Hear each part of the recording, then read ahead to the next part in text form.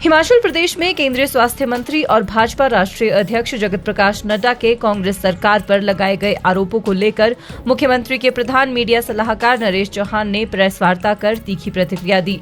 उन्होंने कहा कि जेपी नड्डा ने हिमाचल से जुड़े जिन प्रोजेक्ट्स को लेकर सवाल उठाए हैं वे पूरी तरह से भ्रामक है और तथ्यहीन है। उन्होंने कहा कि ये उनकी जिम्मेदारी बनती है कि प्रदेश की जनता के सामने सच रखे। नरेश चौहान ने कहा कि ऐसे महत्वपूर्ण पद पर बैठे व्यक्ति को प्रदेश के हित में बात करनी चाहिए, न कि राजनीति से प्रेरित बयानबाजी करनी चाहिए।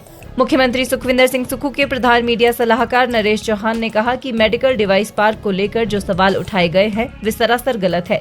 ये प्रोजेक्ट प्रदेश सरकार खुद बना रही है। उन्होंने कहा कि भारत सरकार से मिले 25 करोड़ रुपए ब्याज सहित वापस किए जा चुके हैं। पहले जो एग्रीमेंट हुआ था वे प्रदेश के हित में नहीं था।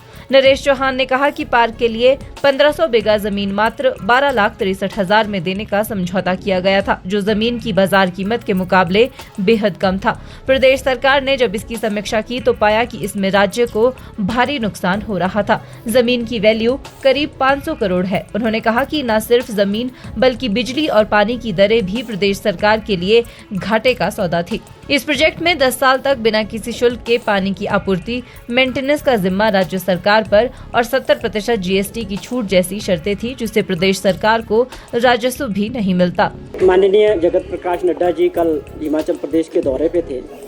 हम उनका सम्मान करते हैं कि जिस स्तर पे वो पहुंचे हैं एक छोटे राज्य से, हमें इस बात को लेकर हमेशा खुशी होती। लेकिन दुर्भाग्यपूर्ण जो नड्डा जी ने कल राजनीतिक दृष्टि से हमारी सरकार पे जो आरोप लगाए वो दुर्भाग्यपूर्ण है। हमें ऐसी उम्मीद नहीं थी कि इस काम के लिए वो खुद मोर्चा संभालेंगे।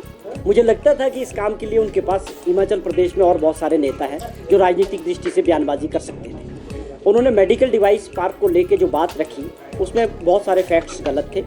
मैंने आज ये कोशिश की है कि सरकार का पक्ष रखा जाए कि उसमें असली कारण क्या था। सबसे बड़ी बात है कि मेडिकल डिवाइस पार्क जो है 350 करोड़ रुपए में बनना था, जिसमें 100 करोड़ रुपए की भागीदारी भारत सरकार की होनी थी और 250 करोड़ रुपए की स्टेट गवर्नमेंट की भागीदारी थी, और उसके लिए 25 करोड़ रुपया एडवांस भी आया था।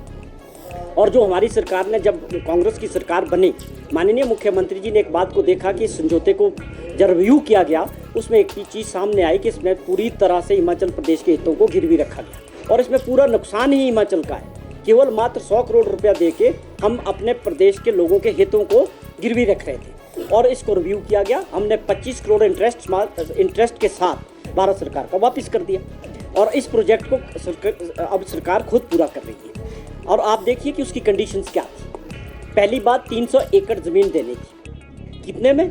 1 रुपये स्क्वायर मीटर के हिसाब से। 300 एकड़ ज़मीन का मतलब होता है 1500 बीघे। अब समझो आप पहाड़ी राज्यों में 1500 बीघे कितनी बड़ी ज़मीन होती है। केवल मात्र 12 लाख रुपये, जिसकी मार्केट वैल्यू कम से कम 500 करोड़ रुपये है।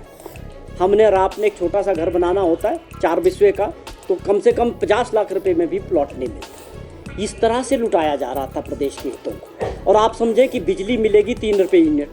आज हिमाचल सरकार 7 रुपये यूनिट खुद बिजली खरीद रही है। उसके बाद उसमें 10 साल तक उसकी मेंटेनेंस कोई चार्ज नहीं किया जाएगा। वहाँ जो पानी दिया जाएगा उसका कोई बिल नहीं लिया जाएगा। ये पूरी तरह से प्रदेश के हित में नहीं था और हमारी सरकार ने, माननीय मुख्यमंत्री, उसको कैंसिल किया। आज इस प्रोजेक्ट के ऊपर पूरा पैसा हिमाचल सरकार लगा रही है। 130 करोड़ रुपए के करीब इसमें खर्च हो चुका है।